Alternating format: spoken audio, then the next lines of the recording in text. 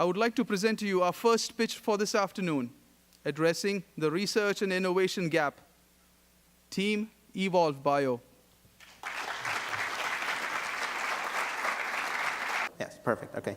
Thank you very much. So our team is EvolveBio. We're very pleased to be here. Thank you. I'm joined on stage by my teammates. My name is Elias. I'm a MSc candidate at the University of Toronto, Canada. I'm Chris Booth, a PhD candidate at Johns Hopkins School of Medicine. I'm Hilbert. I'm from the University of Tokyo, a PhD student too. And we would like to talk to you about the research and innovation gap and to join us in thinking bold and big about how we can advance this, change it, and disrupt it.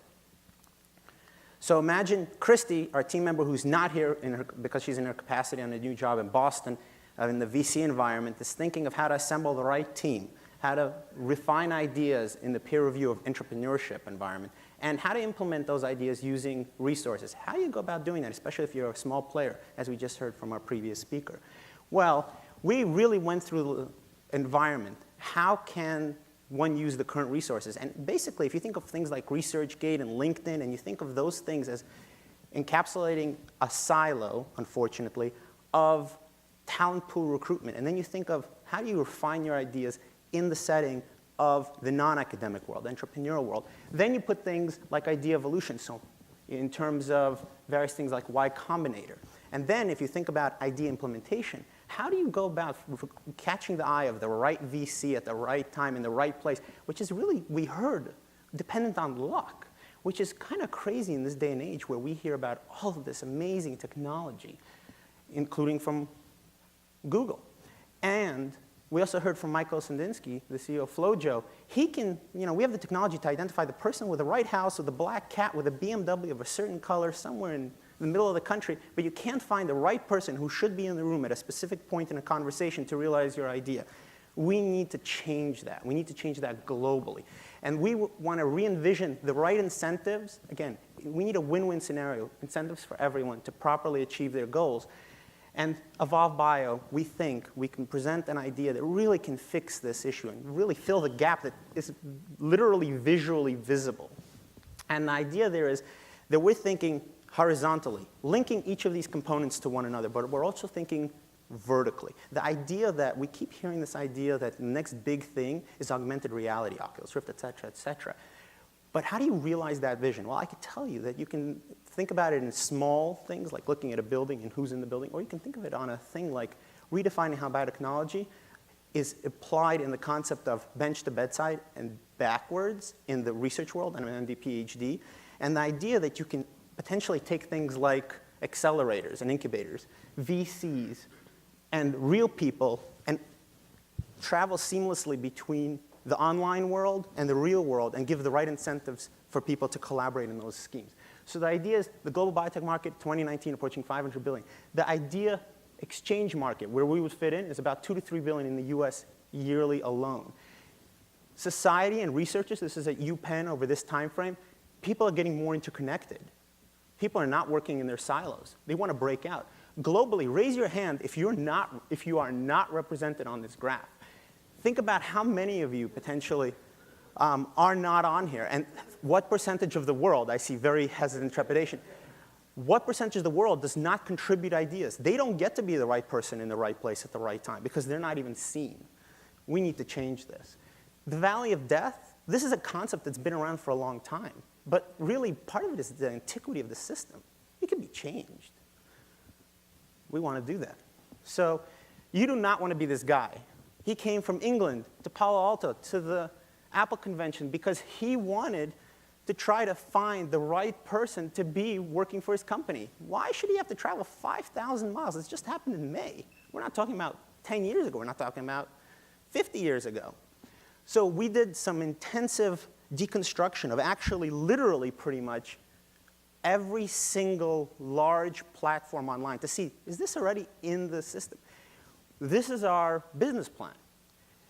The orange is where LinkedIn, the largest professional website aggregator across all specialties, is overlapping with us. The blue is actually where we are unique. where they don't even truly have a defined presence per se within the ecosystem that we're defining and the way we would leverage it.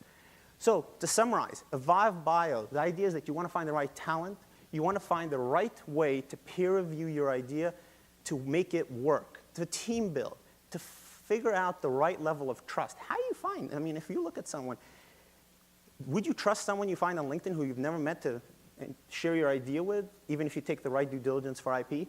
And then, of course, the toolbox. How do you institute the idea of that base that I showed in order to have, the right connections to the right IP lawyer, to the right VC, et cetera, in a very democratized, global way, in a single place?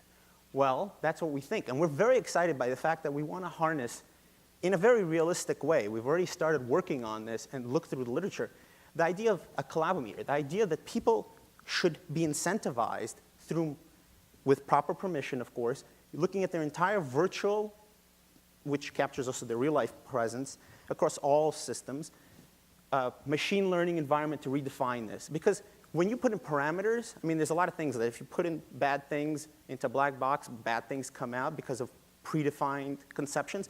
Machine learning can change that. It can tell you what you need to do. And so through machine learning, and also you want enlightened self-interest. So the idea is that you want to have people be guided to the right reasons to collaborate. And so this would harness game theory in order to do that, avoid the tragedy of the commons. And so we've already established a pretty aggressive timeline. Since May, we've already interviewed a bunch of people. The judges have an appendix that 11 VCs have been interviewed. 1 VC, 11 CEOs internationally. And we asked them a bunch of questions, including, would you use this platform? And this is a word map that tells you the key words of their responses. And you can see for yourselves what sort of environment we're in. So the idea is that we think we're the right people at the right time, in the right place, but really because of something like this that helps bring us together. But there are people who couldn't even make it because of visa restrictions, et cetera. Those people should be able to collaborate as well. So we encourage everyone to sign up to the Biotech Network of the Future today. We have a website, and if you're a presence, sign up to the toolbox if you're a person here. So GapSummit could go into the toolbox. Thank you very much. You want to go look?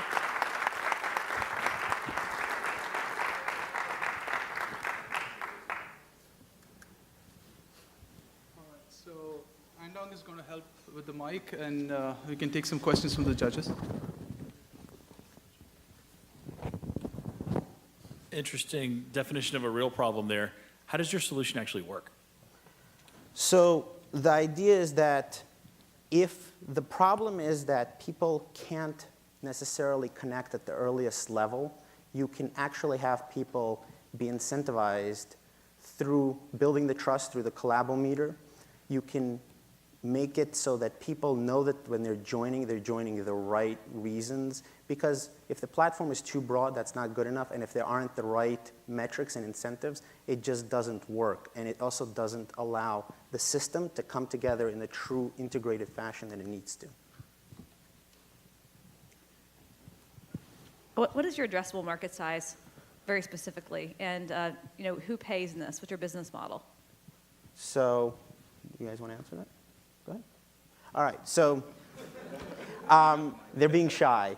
But the idea is that as we put up and we can kind of scroll back while I talk, the business model is such that the individual entrepreneur shouldn't have to pay for this.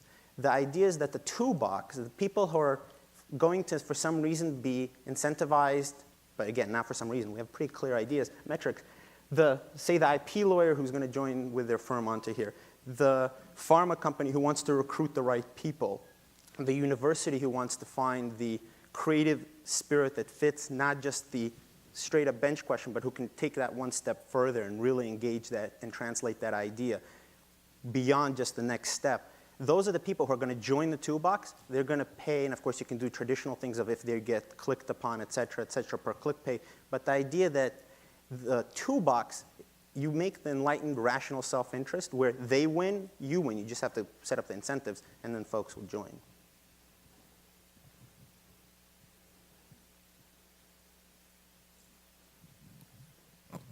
What are the incentives that you would envision to get them to join then? I'm just not quite clear on that. Fair enough. So one of the issues with anything like this, of course, is how you get enough of sort of biomass to some degree, right? The early days LinkedIn, they literally had people who they hired who went town to town, university to university, tried to find people, et cetera, et cetera.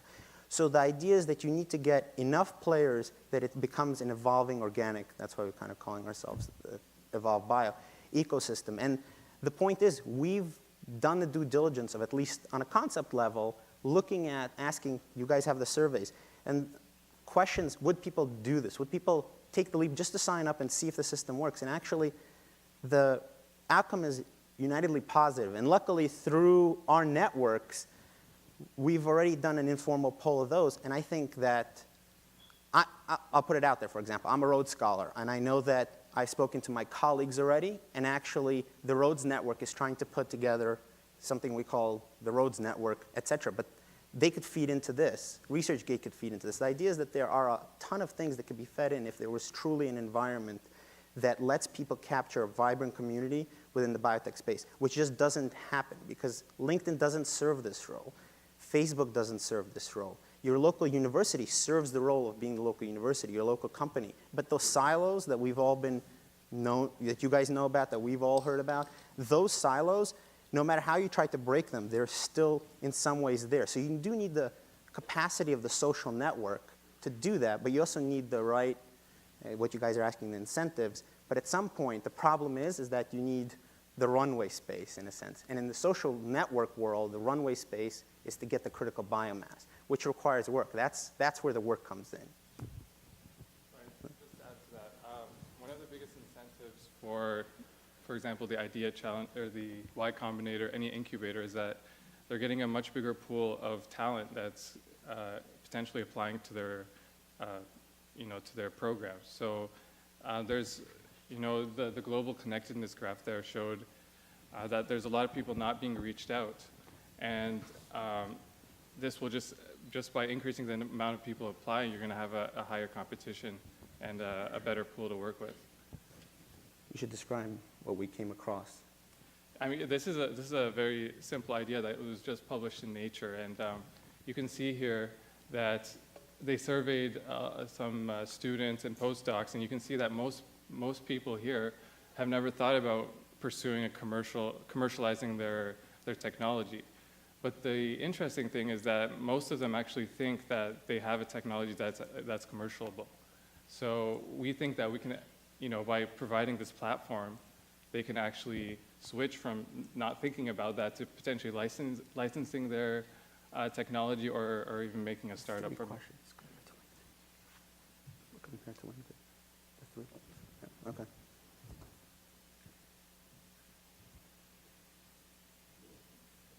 Thank you.